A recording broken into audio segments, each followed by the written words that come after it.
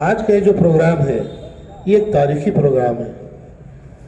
मुझे जब से मौलाना जो उस्मान साहब ने कहा कि आपको आना है या कुछ गैर मुस्लिम डॉक्टर हजरात को लेकर आना है, तो मैंने ऐसा समझा कि आज अल्लाह मुझे मौत भी दे दे तो कोई बात नहीं है, क्योंकि मेरी ज़िंदगी का मकसद जो था वो आप लोगों के हाथों अल्लाह ने पूरा कर दिया। इसके लिए बहुत बहुत मुबारकबाद। मैं यही चाहता था बस कि हम लोग इस तरीके से एक चाय में कैसे शक्कर और उसकी पत्ती मिली हुई होती कभी जुदा ही नहीं कर सकते, तो ऐसे हो जाए। और ऐसे थे, बस कुछ ही दिनों की बात है कि पता नहीं क्या हुआ, किसकी नज़र लगी हमारे इस हिंदुस्तान को जिसको कहा जाता था मेरा भारत महान।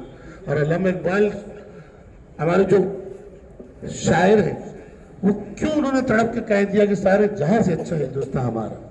ये कोई हिंदू नहीं कह सका, मगर एक मुस्लिम बड़े शायर ने कहा कि सारे जहां से अच्छा हिंदुस्तान हमारा।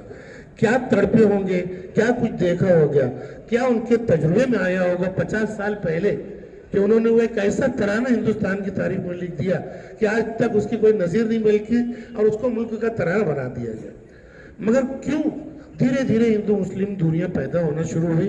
मगर अल्लाह का लाख लाख एहसान है कि आज बड़ा कब्रिस्तान के तमाम ट्रस्टी और ख़ास तौर पे इस्लामिया मदरसे के जो जिम्मेदारान हैं, मैं उनको बहुत ही तहे दिल से मुबारकबाद पेश करता हूँ और उनका शुक्रगुजार हूँ अल्लाह के बाद कि उन्होंने एक ऐसा मौका फराहम किया कि फिर से हम जो एक ख़ानदान जो एक साथ रहते थे, एक पिछड़ा हुआ ख़ानदान फिर से मिल गया।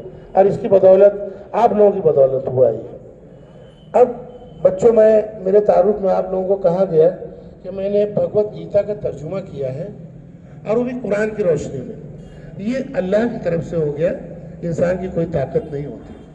अब ऐसा करने की ज़रूरत पेश क्यों आई? हर जगह मुझसे पूछते कि भाई आप मुस्लिम हो गए, आपने गीता कैसे पढ़ना शुरू कर दिया? कुछ लोगों के लिए तो ये तो अच्छी बात थी भी नहीं कि भाई गीता क्यों पढ़ा जाए। मगर हुआ यही कि जैसे सामने मेरे डॉक्टर देवेंद्र मेहता साहब बैठे हुए हैं, हम लोग की एक टीम है मॉडर्न म्यूजिक क्लब करके, और ऐसे ही जहां मैं सीखता था डॉक्टर सुनील शाह आने वाले थे, वो आज थोड़ा बिजी है। इनके साथ रहने की वजह से क्या हुआ कि मुझे पता चला कि हमारे हिंदू भाई बहन भी बहुत अच्छे हैं। यानी यकीन जानिए मेहता साहब बैठे हुए हैं, इनके घर के किचन में हम लोग जाके खाते हैं, पकाते हैं, सब है। हालांकि वो जैन है, किसी गोश्त खाने वाले से इतनी शदीद नफरत इन्हें करना चाहिए कि उन्हें अपने घर में नहीं आने देना चाहिए। मगर देखिए उनकी मोहब्बत कितनी बड़ी है कि आज हम एक फैमिली मेंबर की तरह तमाम मुस्लिम उनके घरों में महफिलें करते हैं, रहते हैं, खाते हैं। अब बिल्कुल इसी तरीके से हमारे केतन दत्तानी साहब हैं, इंडियन बुटीक के मालिक। आज बोलिए कौन मुस्लिम नहीं है जो इंडियन बुटीक का कपड़ा नहीं पहनता है? सारा कारोबार हमारे केतन भाई हमेशा कहते हैं कि ज्यादातर मेरा कारोबार मुस्लिम भाई बहनों से ही चलता है। कोई नफरत है यहाँ मालेगांव में, मुस्लिम अक्सरियती इलाका है, मगर हर कोई पहले चाहे कुछ भी हो पहले इंडियन बुटीक जाएगा, वहीं से कपड़ा लेगा। मेहता साहब इतनी बड़ी खिदमत कर रहे हैं कौम की कि आज सारे पेशेंट उनके ज्यादातर मुस्लिम है। यहाँ कोई भेदभाव नहीं है रियल में, मगर कुछ सियासतदान ऐसे हैं जो मुसलसल दरार पैदा करते रहते हैं। मगर हम जहां से दरार पैदा की गई है वहीं से हम दूर करेंगे तो ही होगा सर।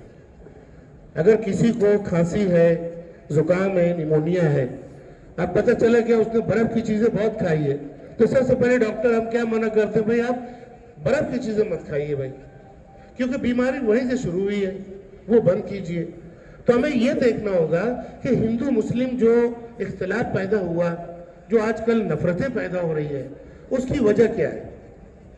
हमें वही धर्म का इख्तिलाफ दूर करेंगे तभी मोहब्बत पैदा होगी। हम सोचेंगे भाई साइकिल रेस करा दो तो मोहब्बत पैदा हो जाएगी, नहीं। हम चाहेंगे लाओ एक दूसरे को दावत खिला दे तो मोहब्बत पैदा हो जाएगी, नहीं। बात धर्म की है, धर्म से ही दूर हो। धर्म का बुरा प्रचार किया गया है, धर्म के अच्छे प्रचार से ही नफरत खत्म होगी और मोहब्बत पैदा होगी।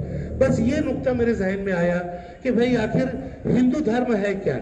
मैं तो कुरान शरीफ 10 साल से पढ़ ही रहा था बच्चों, मुझे बार बार मालेगांव में फसाद होता था तो मेरे दिल में तड़प आई कि जिन हिंदुओं के साथ में रहता हूँ वो तो मुझे बच्चे की तरह पाल रहे हैं, पोस रहे हैं, मुझे सिखा रहे हैं इल्म तिब, मेरे साथ बच्चे इससे बर्ताव करते हैं, आखिर मैं इनसे नफरत क्यों करूं? आखिर इनका धर्म क्या कहते हैं? तो कोई भी इस्लाम धर्म समझना चाहेगा तो उसको कुरान शरीफ उठाना पड़ेगा सबसे पहले। और कोई हिंदू धर्म जानना चाहेगा तो क्या उठाएगा बच्चों? भगवत गीता। किसी एक बच्चे को देख के कोई इस्लाम समझ सकता है? मुझे देख के कोई इस्लाम समझ सकता है? नहीं। किसी को भी इस्लाम समझना है तो कुरान शरीफ और पैगंबर मोहम्मद सल्लल्लाहु अलैहि वसल्लम, ये दो मियार ऐसे हैं दुनिया में, जिंदा इंसान की शक्ल में नबी है हमारे पैगंबर साहब और कुरान किताब। इन दोनों को देख के कोई भी इस्लाम समझेगा।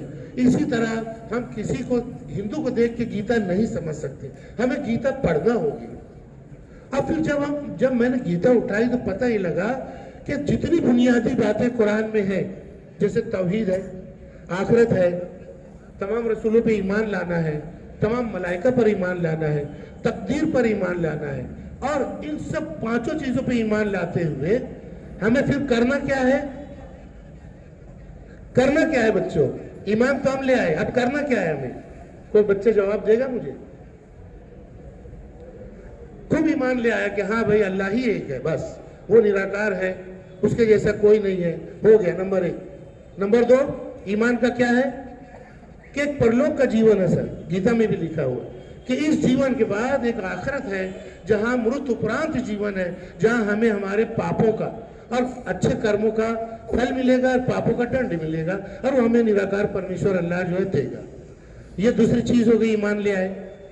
तीसरी चीज क्या है कि उसके असिस्टेंट जो है अल्लाह के, देवता है, मलाइका है, ये भी हम ईमान ले आए कि यहाँ फरिश्ते होते हैं। नंबर 4 क्या है? तमाम रसूल अल्लाह ताला जो भेजे हैं आप सल्लल्लाहु अलैहि वसल्लम तक, आदम अलैहिस्सलाम से लेके पैगंबर मोहम्मद साहब तक, इन सब को हम पैगंबर मानते हैं। ये ईमान लाते हैं बच्चे हम लोग? वाह। फिर आखिरी चीज क्या हदीस में आ जाती है कि भाई सब किताबें भी अल्लाह ताला ने ही भेजी, तौरेत हो, इंजील हो, ज़बूर हो, कुरान शरीफ हो, ये भी हम मान लेते हैं। और तकदीर, अच्छी बुरी तकदीर, सब वो परमेश्वर हमारा भाग्य वही लिख के भेजता है, ये भी हम मान लेते हैं। अब मान तो लिया, हो गया। कितनी देर लगी मुझे मानने में? 1 मिनट। 1 मिनट में मैं 5-6 चीजें मान लिया। अब जिंदगी पड़ी है, करूं क्या? क्या करना पड़ेगा? कोई बोलेगा बच्चा? उसको इनाम दूंगा, जल्दी बोलो। ईमान के बाद क्या है? बोलो बच्चे।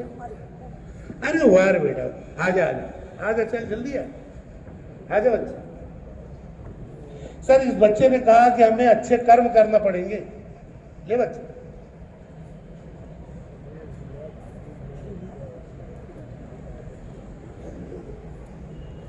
ईमान के बाद यकीन जानिए सर, उलमाए कराम, आप ही लोगों से सीखा है मैंने कुरान हदीस, और आप ही लोगों से वाकयात सुन के मैं इतना बड़ा हुआ हूँ सर।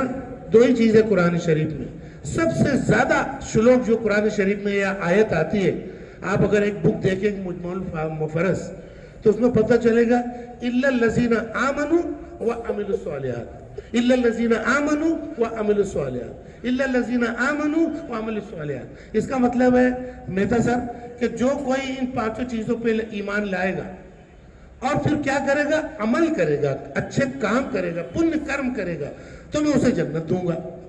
अब ईमान तो हम ले आए कि हाँ भाई खुदा है, परलोक है, और फरिश्ते हैं, देवता हैं, सब किताबें अल्लाह ने भेजी हैं, सब रसूल दुनिया में आए हैं। अब मान लिया, ईमान ले आए, मगर उसका पता चलेगा हमारे अमल से। हमें करना होंगे कर्म, और पुण्य कर्म करना होंगे पूरे जीवन, जब जाके इस्लाम मुकम्मल होगा। बच्चों बहुत अच्छी तरह समझ लो, इस्लाम सिर्फ ईमान का नाम नहीं है। अगर मैं आपको बताऊं, बच्चे को मैंने एक नोट दी इस्लाम की, अगर मैं एक नोट बनाऊं, एक रुपया बनाऊं, तो डॉलर बनाऊं, तो एक तरफ क्या लिखा होगा? ईमान, और दूसरी तरफ क्या लिखा होगा? अमल। अगर एक डॉलर ऐसा हो जिसपे एक तरफ 1 रुपया लिखा हो, दूसरी तरफ कुछ लिखा ही ना हो, वो डॉलर चलेगा? नहीं चलेगा।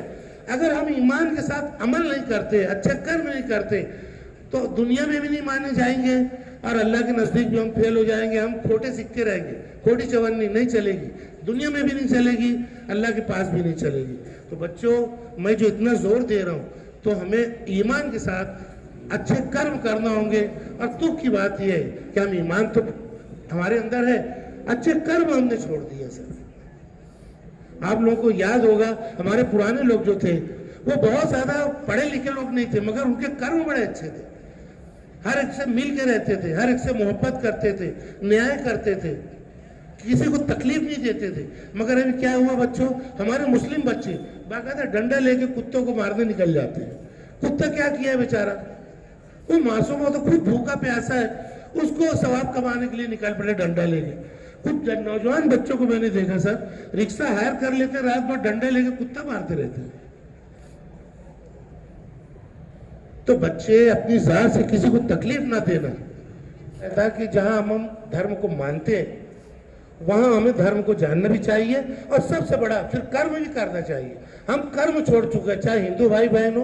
तो मैं एक बात हमेशा बोलता हूं, जब मैं मंदिरों में जाता हूं बात करने बच्चों कि मैं सर के प्रोग्राम में भी मैंने कहा कि शर्म की बात है कि हिंदू गीता नहीं पढ़ते, और फख्र की बात है कि मैं मुस्लिम होकर गीता पढ़ता हूं। और अब मैं मुसलमानों को कहना चाहूँ, और मैं कराम भी है, मैं ये कहना चाहूंगा कि बड़ी फख्र की बात है कि हम इस्लाम धर्म में पैगंबर मोहम्मद सल्लल्लाहु अलैहि वसल्लम जैसा पैगंबर आया हुआ, और वो इस्लाम लेकर आए 1400 साल। मगर शर्म की बात है कि इतना बड़ा मॉडल, सबसे बड़ा मॉडल अखलाक का हो कि हम सबसे ज्यादा बद अखलाक है। हमारे यहाँ जो है अतिक्रमण से लेके आज देखिए, शर्म की बात, ये इलेक्शन हुआ, खूब पैसा बटा मुसलमानों में, और पैसा लेके वोट भी दी गई। इंतहाई शर्म, एक मुसलमान के लिए तो बहुत शर्म की बात है। हमारे यहाँ माशरा ऐसा होना चाहिए कि लोग देख के हमें बोले कि यार ये किस मजहब के लोग हैं। और बच्चों, उलमा ने ऐसी खिदमत की है कि आप बच्चों को तहजीब सिखाते हैं, मगर ढेर सारे ऐसे बच्चे हैं, ऐसे नौजवान हैं जो इतनी गलत हरकतें करते हुए चलते कि लोग शर्मा जाए। काम इंसान भी ऐसी हरकत नहीं करता, मुसलमान को तो करना ही नहीं चाहिए। और सर, मैं कुछ गीता के श्लोक बताना चाहूंगा कि तौहीद कैसे है। उसमें 8वें अध्याय के 66वें श्लोक में है कि सर्वधर्मान् परित्यज्य माम एकम शरणं व्रज अहम तवाम सर्व पापेभ्यो मोक्षयिष्यामि मा शुचा। क्या कहा जा रहा है बच्चों, भगवान जो कह रहे हैं कि सर्वधर्मान् परित्यज्य, जितने भी धर्म है, जितने भी दीन है, अध्ययन है, उनको छोड़ दो, फौरन छोड़ दो उन दीन को, अध्ययन को। सर्वधर्मान् परित्यज्य माम एकम, एक लफ्ज जानते हैं सर, इसको संस्कृत में एकम बोलते हैं। माम एकम शरणं व्रज, मुझ एक खुदा की पनाह में आ जाओ। बस वही निराकार परमात्मा है। गीता में भी जो कुरान शरीफ में कहा जाता है, कुल अल्लाहु अहद, कह दो मैं एक हूँ, मैं निराकार हूँ, मेरा कोई न माँ बाप है, न मैं किसी के औलाद हूँ, न कोई मेरा बेटा बेटी है। यही बात भगवत गीता। सर्वधर्मान् परित्यज्य माम एकम शरणं व्रज अहम तवाम सर्व पापेभ्यो मोक्षयिष्यामि मा शुचा। मैं तुमको तमाम खौफ गम से निजात दे दूंगा। सोचना मत, और खुदाओं को छोड़ते वक्त सोचना मत कि मैं एक खुदा को हो जाऊंगा तो मेरा क्या होगा। नहीं, अहम तवाम सर्व पापेभ्यो मोक्षयिष्यामि, तुम्हारी सब भय, तुम्हारा सब पाप दूर कर दूंगा, तुम सिर्फ एक खुदा पर ईमान ले आओ। ये गीता का श्लोक है बच्चों, और ये है पूरा इस्लाम। इस्लाम क्या है? एक खुदा के हो, अपने आप को एक खुदा की पनाह में ले जाना, उसके सुपुर्द कर देना, ये गीता कह रही है। और सूरह फातिहा भी गीता के अंदर है बच्चों। भोक्तारम यज्ञ तपसाम सर्वभोग सर्वलोके महेश्वरम सुहृदम सर्वभूतानां ज्ञात्वा माम शांतिं रक्षति। कहा जा रहा है, बिल्कुल सूरह फातिहा का जो मैटर है वो इस श्लोक में है, 5वें अध्याय श्लोक है। क्या है? भोक्तारम यज्ञ तपसाम, तुम जो भी नेक कर्म करोगे, जो मैंने कहा ना, अच्छे कर्म करो, अच्छे अमल करो, जो भी तुम कर्म करोगे, तब करोगे, अच्छे कर्म करोगे, उस सब का मालिक मैं हूं, मैं खरीदूंगा उसको। कोई खरीदे ना खरीदे, दुनिया में कोई तुम्हें इनाम दे अच्छे कामों का ना दे, मैं एक मालिक बैठा हुआ हूं। सर्व लोके महेश्वर, रब्बुल आलमीन हूं, सब लोगों का मालिक हूं मैं। तुम अच्छा कर्म करो, कोई उसको बेटे दे ना दे, मैं उसका तुम्हें अजर दूंगा। सुहृदम सर्वभूतानां, मैं क्या हूं? मैं ऐसा खुदा हूं, सर्वभूतानां, जितने भी हैं इंसान और मखलूक, सब पे अर्रहमान अर्रहीम, मैं रहम करने वाला हूं। जो ये समझ लेगा कि खुदा कैसा है और वो क्या करने वाला है, तो आखिर में क्या होगा? ज्ञात्वा माम शांतिं रक्षति, उसे ही सुकून मिलेगा। कुरान क्या कहता है? अला बिज़िक्रिल्लाहि तत्मइन्नुल कुलूब, जो अल्लाह की याद करेगा उसे इत्मीनान हो जाएगा। ये बात गीता भी कह रही है। तो बच्चों, जितनी बुनियादी बातें हैं वो आप गीता भी पढ़िए। थोड़ा सा आप कुरान बहुत पढ़ते हैं, थोड़ा 10 मिनट आप गीता भी पढ़िए, एक श्लोक भी पढ़िए और हमारे हिंदू भाई बहनों से मिलिए, बताइए उन्हें कि भाई देखिए हमारा और आपका ये जो सिमिलरिटी है ना, देखिए मेरा कभी मकसद नहीं रहता है खलील सर कि आप गीता को खुदा की किताब माने, नहीं, बिल्कुल नहीं। आप कुरान को मानते हैं, मानिए। हिंदू गीता को मानता है, माने। मगर दोनों में क्या मेल जोल है? मेल जोल से क्या होगा? मोहब्बत बढ़ेगी और जो ये लीडर नफरत फैलाते हैं वो धीरे धीरे दूर होगा। अब फिर हम अच्छे मजहब का प्रचार भी तो करना है हमें। ये भी तो एक अल्लाह के रसूल सल्लल्लाहु अलैहि वसल्लम ने बताया ना हमें। एक अमेरिका का वाक्य बताया कि अपनी बात खत्म करूंगा। मालेगांव के एक फैमिली अमेरिका गई, उन्हें 2 महीना किसी मजबूरी से वहां रहना था, मैं नाम नहीं लेना चाहूंगा।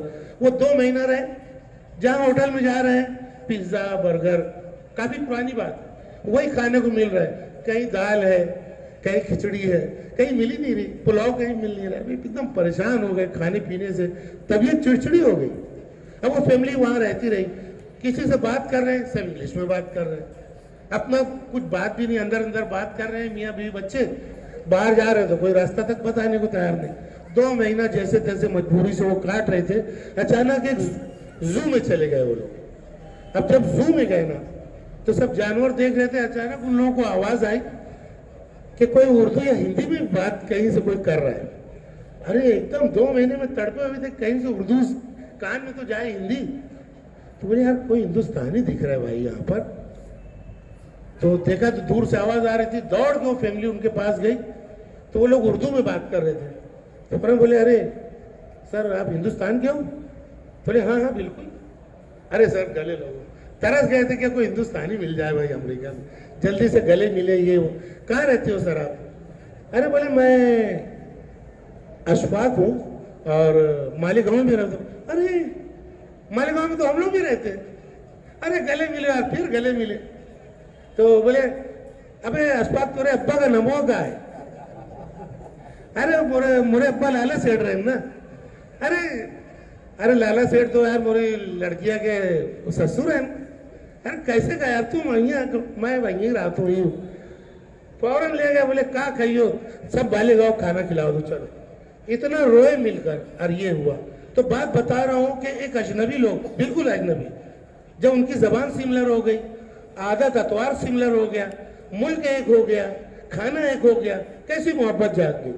तो जब हम ये बताते हैं कि हिंदू धर्म अलग है, हिंदू अलग है, हिंदू काफिर है, हिंदू ये है वो है, मुसलमानों से मिलना नहीं, वो जिहादी है, वो कत्ल करते हैं, वो दहशतगर्द लोग हैं, ये बातें छोड़ के जब एक दूसरे से मिलेंगे, बैठेंगे, एक दूसरे से विचार करेंगे, बात करेंगे, तो पता चलेगा यार जो बुनियादी बातें कुरान शरीफ में, गीता में भी वही है।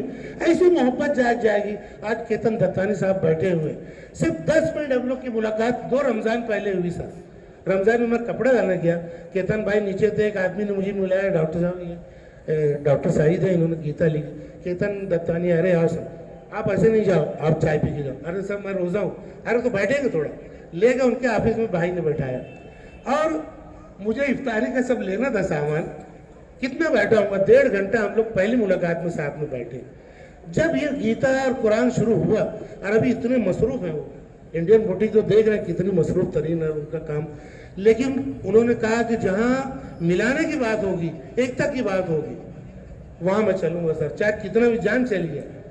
हम यही मिशन सर लेके चलेंगे कि अब सबको मिलाना है, हमें नफरत की दीवार हमें खत्म करना है। बात हमारे अनिल पाटिल साहब बैठे हुए हैं, ये मेरे बेहतरीन दोस्त हैं। और साथियों मैं बताऊं कि एक शिव धर्म, अभी एक नया धर्म वजूद में आ गया है, उसके वो बानी है यहाँ मालेगांव में, और एक आधी रात को बुलाइए, खड़े रहते हैं, इनके प्रोग्रामों में भी हम जाते हैं, हमारे प्रोग्रामों में भी आते हैं।